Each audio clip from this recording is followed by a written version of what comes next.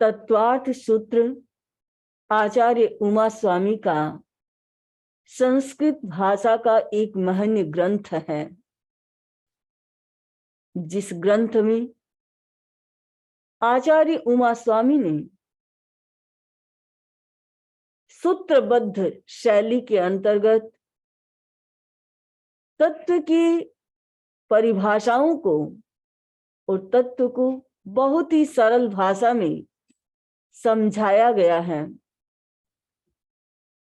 तत्वार्थ सूत्र एक ऐसा ग्रंथ है जिसके नाम से ही ये पता चलता है कि जिसके अंतर्गत जैन धर्म के उन सभी तत्वों को गुम्फित किया गया है। आचार्य उमा स्वामी ने इस ग्रंथ के अंतर्गत वो काम किया है, जब हम आगमों को पढ़ते हैं, आगमों की शैली जो है हमारी, वो भी सूत्र रूप में रही है, क्योंकि हमारे तीर्थंकर प्रवचन करते हैं, उनकी देशना होती है, गणधर उस देशना को सूत्र रूप में गुम्फित करते हैं और वो आज आगम हमारे पास उपलब्ध हैं। क्योंकि सूत्र हमेशा समाज शैली में होते हैं, संक्षिप्तीकरण कर दिया जाता है और विस्तार में उसे जानने के लिए व्यक्ति को अपना पूरा आगे पीछे से दिमाग लगाना पड़ता है, जिसमें निक्षेप का योग होता है, नए का योग होता है। आचार्य उमा स्वामी ने प्रथम अध्ययन में ही उस शैली का हम कैसे समझ सके, इसके लिए निक्षेप का भी सूत्र स्टार्टिंग में ही दे दिया। जहां आचार्य उमा स्वामी ने पहला सूत्र दिया, सम्यक दर्शन ज्ञान चारित्राणि मोक्ष मार्ग है। मोक्ष का मार्ग क्या है? सम्यक दर्शन, सम्यक ज्ञान और सम्यक चारित्र। एक एक नहीं, जब तीनों एक बिंदु पर मिलते हैं तब वह पूर्ण मार्ग बनता है।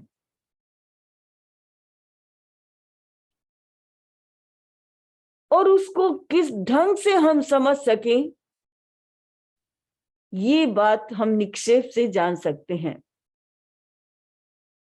सम्यक दर्शन के लिए आवश्यक है तत्व की श्रद्धा, और तत्व श्रद्धा में महत्वपूर्ण है कि तत्व क्या है और कौन से हैं।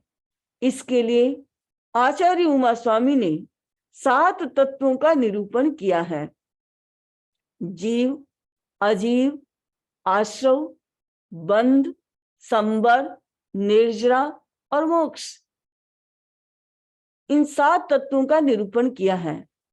वहीं अन्य ग्रंथों में हमें 9 तत्व उपलब्ध होते हैं: जीव, अजीव, पुण्य, पाप, आश्रव, संबर, निर्जरा, बंध और मोक्ष। बहुत अंतर नहीं, यहां 9 में विस्तार से समझाया गया है, वहां एक साथ समझाया गया है। अभी 9 तत्व हैं, हम इनको कैसे जानें? तो निक्षेप का निरूपण किया गया। निक्षेप जो हमारी व्यवहार की जो भाषा है उसको सुसंबद्ध बनाता है।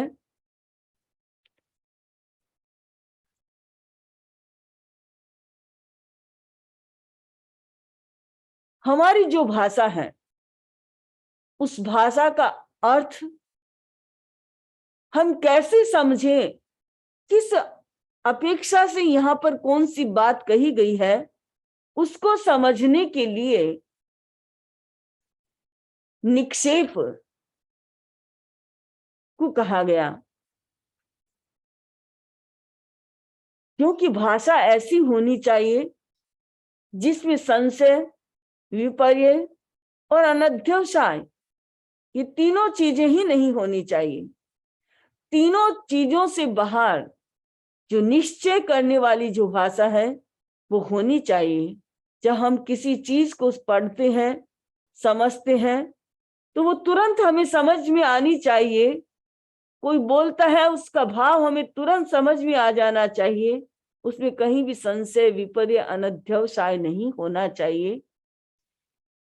हम चिंतन कर रहे थे कि संशय क्या होता है, विपर्य क्या है, अनध्यवसाय क्या है।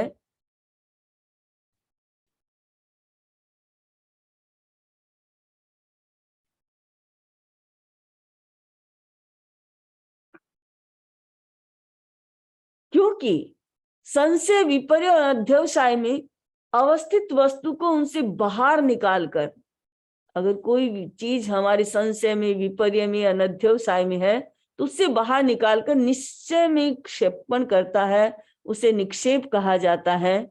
तो संशय क्या है? प्रश्न ये था कि संशय क्या है।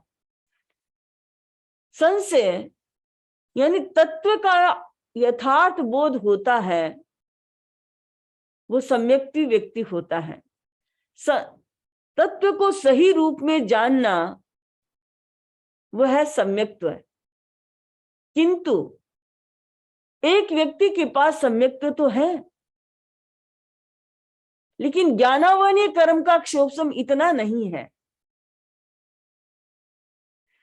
ज्ञानावनीय कर्म का क्षोभसम इतना अधिक नहीं होने के कारण जब सीप सन के धूप के अंदर पड़ी होती है तो आदमी सोचता है कि चांदी है। जब दूर से व्यक्ति देखता है कि जंगल में कोई खड़ा है, वो सोचता है कोई खड़ा है, लेकिन जब उसके सिर के ऊपर कोई पक्षी आकर के बैठता है, जब खड़ा है तब वो सोचता है कि ये स्थाणु है या पुरुष है, कोई व्यक्ति खड़ा है या कोई पेड़ का कटा हुआ स्थाणु है। वो इसमें निर्णय नहीं कर पाता है, वो सोचता रहता है क्या है। और जब पैर अंधकार में, जब पैर के साथ रज्जू, रस्सी के साथ स्पर्श होता है तो सोचता है सर्प है या रज्जू है, ये सर्प है या रज्जू। ये संशय की स्थिति रहती है। तो बंधुओं, ध्यान दे कि सम्यक्त्व होता है, क्योंकि सम्यक्त्व का होता है कि तत्व को यथार्थ जानना, सही रूप में जानना। जो तत्व भगवान ने जैसा कहा है उसको उसी रूप में स्वीकार करना, वो है सम्यक्त्व का। लेकिन ज्ञानावनीय कर्म का उसके साथ नहीं संबंध है, क्योंकि ज्ञानावनीय कर्म तो हर व्यक्ति का अलग अलग रहता है। सम्यक्त्व का संबंध हमारे मोहनीय कर्म के उपशम, क्षय, क्षोभसम के साथ है। तो ये सम्यक्त्व की अवस्था में भी संशय होता है, लेकिन एक संशय होता है, संशय मिथ्यात्व होता है। वो कैसा कि जो तत्व भगवान ने कहा है उसके ठीक विपरीत उसको ग्रहण करता है, तो वो होता है मोहनीय कर्म का उदय भाव। जैसे आश्रम, आश्रम को जीव की प्रवृत्ति होने से उसे जीव माना जाता है, लेकिन कोई व्यक्ति कहे नहीं, ये तो अजीव ही है, कर्म का ग्रहण होता है इससे, इसलिए अजीव है। तो भगवान ने जो बात कही है उससे विपरीत जाकर के कोई बात उसे स्वीकार करता है, तो वो मोहनीय कर्म का उसे उदय भाव है। वो संशय जो है वो खतरनाक होता है, वो सम्यक्त्व को पुष्ट नहीं होने देता है। तो बंधुओं, इस सम्यक्त्व से निवृत्ति चाहिए। जो सम्यक संशय, मिथ्यात्व जो है उससे निवृत्ति, उससे बाहर निकाल करके निक्षेप जो है वो हमें सही बात को समझाता है। निक्षेप के माध्यम से जो तत्व जैसा है, जो उसका अर्थ है, हम उसी को ग्रहण करते हैं। दूसरी बात, विपर्य। विपर्य का अर्थ होता है मिथ्या ज्ञान, गलत ज्ञान। तो विपरीत एक पक्ष का निश्चय करने वाले ज्ञान को विपर्य कहते हैं। जैसे सीप में यह चांदी है, इस प्रकार का ज्ञान होना, सीप में यह चांदी है, ऐसा जो ज्ञान होता है वो एक पक्ष का ज्ञान है। कैसे? एक सिमिलरिटी है, सीप भी जब धूप में होती है तो चमकती है, चांदी भी जब धूप में होती है तो चमकती है। दोनों की चमक कैसी है? एक जैसी है। इसको देख करके आदमी मिथ्या ज्ञान में चला जाता है, लेकिन सम्यक्ति होता है उसका विपर्य। ये किसके अभाव में हो रहा है? ज्ञानावनी कर्म के क्षोभसम की तरतमता से हो रहा है, कम होने से उसको ऐसा होता है। लेकिन एक होता है विपर्य मिथ्यात्व। विपर्य मिथ्या ज्ञान जो है वो मोहनीय कर्म के उदय से व्यक्ति क्या करता है, जो श्रावक है, गृहस्थ है, संग्रंथ यानी जो गृहस्थ है उसको भी निर्ग्रंथ मान लेता है। निर्ग्रंथ साधु होता है, लेकिन जो गृहस्थ है उसको भी निर्ग्रंथ कहता है।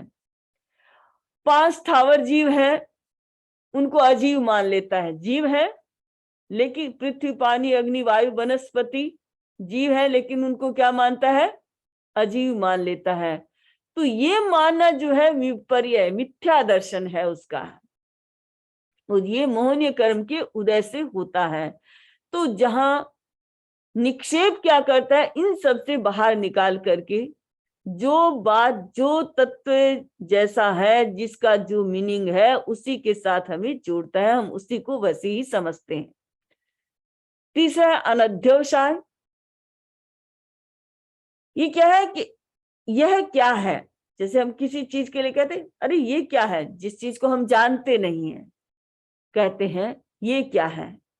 लेकिन कभी कभी ऐसा भी होता है कि किसी चीज के साथ हम टकराते हैं। जैसे हम चल रहे थे, चलते चलते हमारा पांव किसी चीज के ऊपर गिरा और हमारे पांव में कोई चीज चुभ गई।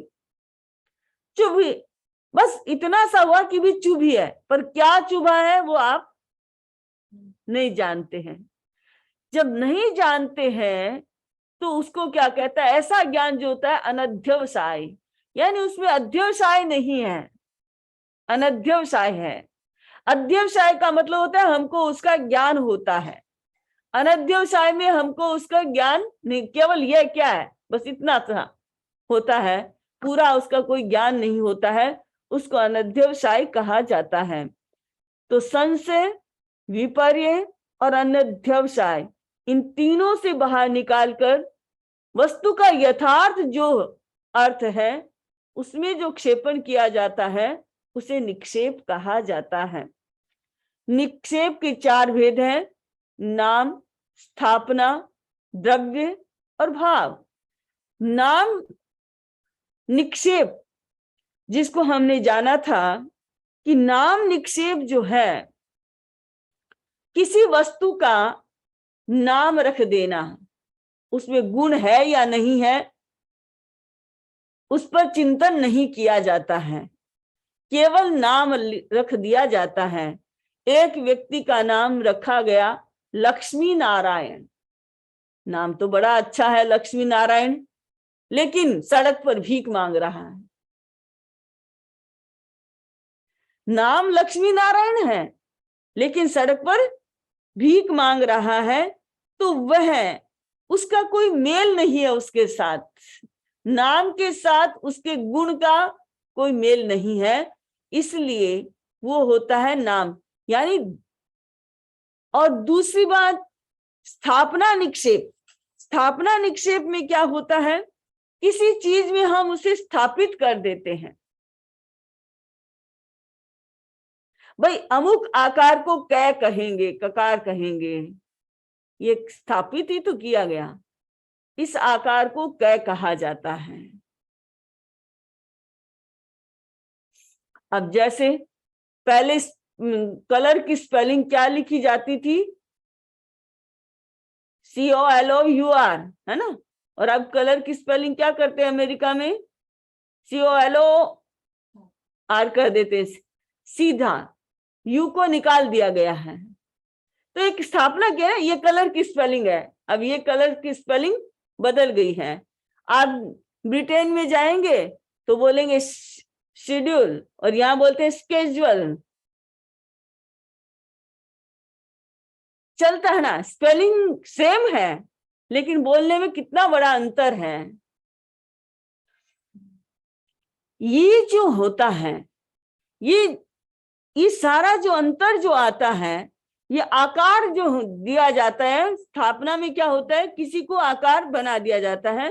तो स्थापना निक्षेप, जैसे हम मूर्ति में स्थापित करते हैं, ये भगवान महावीर की मूर्ति है, ये कृष्ण की मूर्ति है, ये राम की मूर्ति है, ये हम जो स्थापित करते हैं वो असल में न राम है, न महावीर है, न कृष्ण है, लेकिन हमने उन्हें स्थापित किया है। तो ये हो गया स्थापना निक्षेप। अब तीसरा है द्रव्य निक्षेप, जिसकी आज हमें चर्चा करनी है। द्रव्य निक्षेप भूत भावी कारणस्य अनुपयोगो वा द्रव्यम, कि जो भूत और भविष्य दोनों ही कारण से, यानी अतीत में अतीत की अवस्था और भविष्य की अवस्था और अनुपयोग दशा, ये तीन चीजें इसके अंदर विहित है। तीन चीजें देखिए, किसी पदार्थ का भूत यानी अतीत की पर्याय, या भावी भविष्य की, यानी या तो वो चीज पहले थी अतीत हो गया, या वो आने वाले समय में होगी तो भावी। जैसे एक टीचर है, ठीक है, एक अध्यापक है, अब रोज उसको मास्टर जी कहते हैं, लेकिन अभी तो वो अध्यापक है ही नहीं, वो रिटायर्ड हो चुका है, फिर भी उसको मास्टर जी कहते हैं। तो किस पर्याय से कहते हैं? अतीत। पहले जो मास्टर थे, टीचिंग करते थे, इस पर्याय से उनको अभी भी मास्टर जी कहा जाता है, उन्हें अध्यापक कहा जाता है। तो ये होगी भूत की पर्याय। भावी भविष्य की, बच्चा पैदा हुआ है, माँ बाप कहते हैं कि हमें इसको डॉक्टर बनाना है, आओ डॉक्टर, रोज उसको डॉक्टर नाम लेकर के पुकारते हैं। अभी तो डॉक्टर है नहीं, वो चाहते भविष्य में बने, तो उस पर्याय को लाने के लिए ये द्रव्य निक्षेप है। भविष्य में हो सकता है वो डॉक्टर बन जाए भावी में। तो ये भूत और भावी, अतीत और भविष्य, वर्तमान में कुछ नहीं, उस अवस्था को द्रव्य निक्षेप कहा जाता है। और अनुपयोग अवस्था उसे कहा जाता है कि जैसे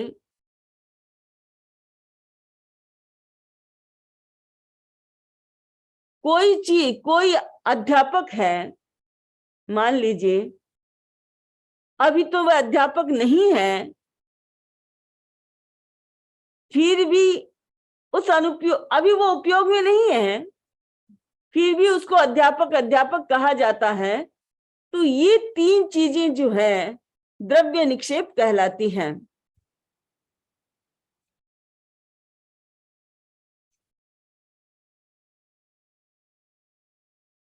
द्रव्य निक्षेप है वो दो तरह का होता है। अनुयोग द्वार में कहा दो तरह के द्रव्य निक्षेप कहे हैं। एक है आगमतः द्रव्य निक्षेप और दूसरा है नो आगमतः द्रव्य निक्षेप। आगमतः द्रव्य निक्षेप क्या है?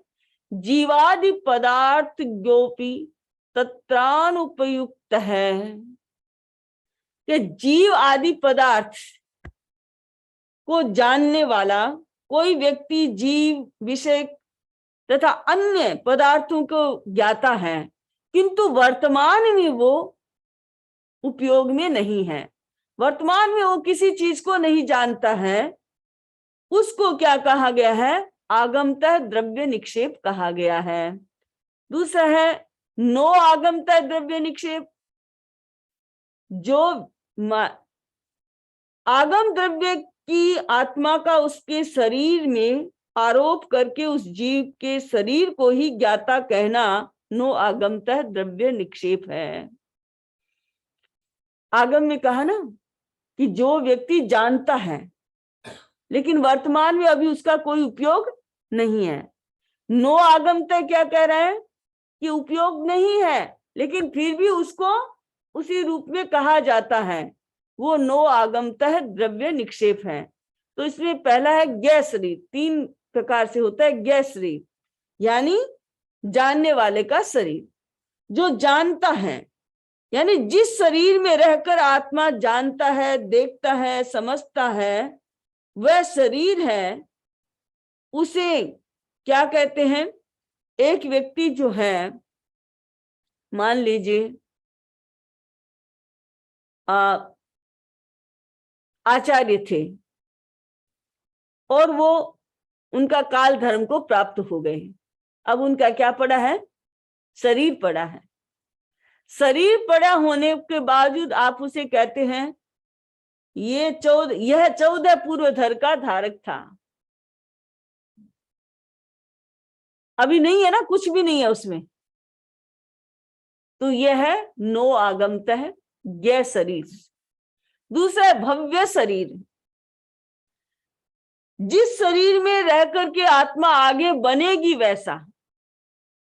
महावीर का बचपन, महावीर तो नहीं थे ना बचपन में, महावीर तो कब बने? जब केवल ज्ञान हो गया तब तीर्थंकर बने, उससे पहले तो नहीं थे ना तीर्थंकर। लेकिन देवता आकर के उन्हें वंदन करते थे कि तीर्थंकर है, भावी होने वाले हैं। ये क्या है? द्रव्य निक्षेप है, भावी भविष्य में होने वाला है इसलिए। और तद व्यतिरिक्त यानी इन दोनों से अलग है, न तो भविष्य में होने वाला है, न पहले अतीत में था, लेकिन अब क्या है? उसके एक्शन, जो भी कोई जैसे अध्यापक है वो पढ़ाता है, उसको ये अध्यापन क्रिया उसको भी कह दिया, तो वो क्या है? द्रव्य नो आगमतः द्रव्य निक्षेप है।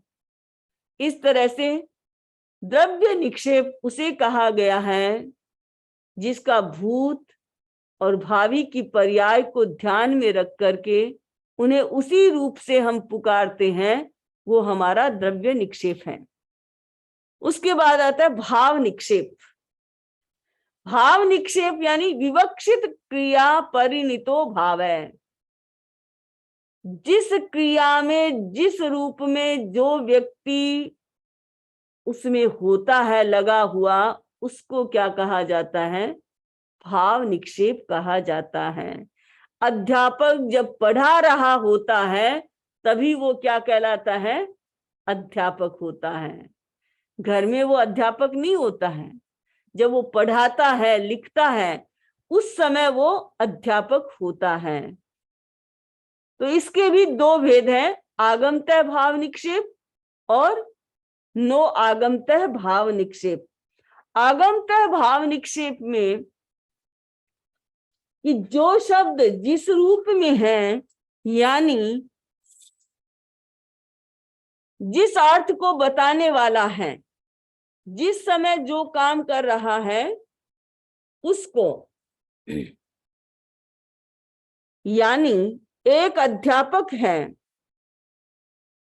और वो उसी रूप में परिणत है जो वो पढ़ा ही रहा है, उसको क्या कहा जाता है? आगमतः भाव निक्षेप कहा जाता है। नो आगमतः भाव निक्षेप यानी उपाध्याय के अर्थ को जानने वाला अथवा अध्यापन क्रिया में प्रवृत्त व्यक्ति को नो आगमतः भाव निक्षेप कहा जाता है।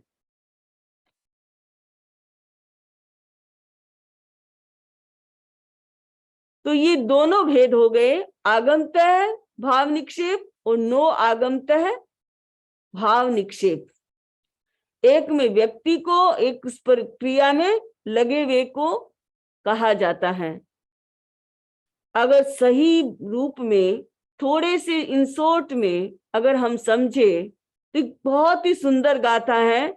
नाम जीना जिन नामा, ठवण ठवण जीना हुंति परिमाओ, दव्व जीना जिन जीव, भाव जीना समव शरण था। यानी किसी का जिन नाम रख देना, ये नाम निक्षेप है। जैसे मेरा नाम जिन प्रज्ञा है, मैं जिन तो नहीं हूं ना। जिन तो उसको कहा जाता है जो राग द्वेष के विजेता बन जाते हैं, उसको जिन कहा जाता है। मैं अभी छद्मस्त हूं, मेरा पूरा राग और द्वेष मिटा नहीं है, पर मेरा नाम क्या है? जिन। तो ये हो गया नाम निक्षेप। ठवना जिना, जब किसी प्रतिमा में हम जिन का स्थापना कर देते हैं तो वो हो गया स्थापना निक्षेप। द्रव्य जिना, जीव जो भवी है, जो जिन बनने वाला है, वो द्रव्य जिन। और भाव जिना समव शरण था, यानी समव शरण में जब वो भगवान विराजमान है तब क्या होते हैं? वो भाव निक्षेप होता है, भाव जिनेश्वर होते हैं। तो एक ही चीज में ये चारों बहुत ही सरल ढंग से हमें इतना ही ध्यान रखना है कि हो सकता है।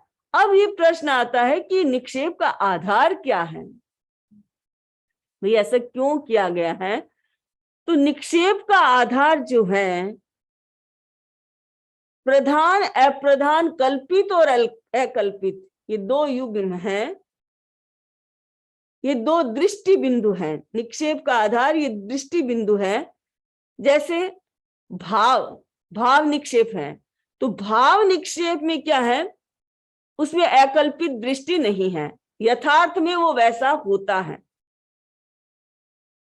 कोई कल्पना नहीं है कि वो ऐसा होगा, अकल्पित दृष्टि है उसमें, और वो प्रधान है, वास्तव में वैसा ही है। इसलिए भाव निक्षेप जो है वो अकल्पित दृष्टि है, इसलिए प्रधान है। दूसरे शेष तीन जो हैं हमारे निक्षेप, वो कल्पित है, कल्पना की गई है। नाम कल्पना है, जिन नाम दे दिया ये कल्पना है, आपने मूर्ति में नाम दिया ये कल्पना, आकार को बना दिया ये कल्पना है, और आपने किसी भूत और भावी कल्पना से उसे कहा, तो ये जो है वहां पर कल्पना है, कल्पित है। अतः वे अप्रधान है, प्रधान नहीं हो सकते, अप्रधान है वो।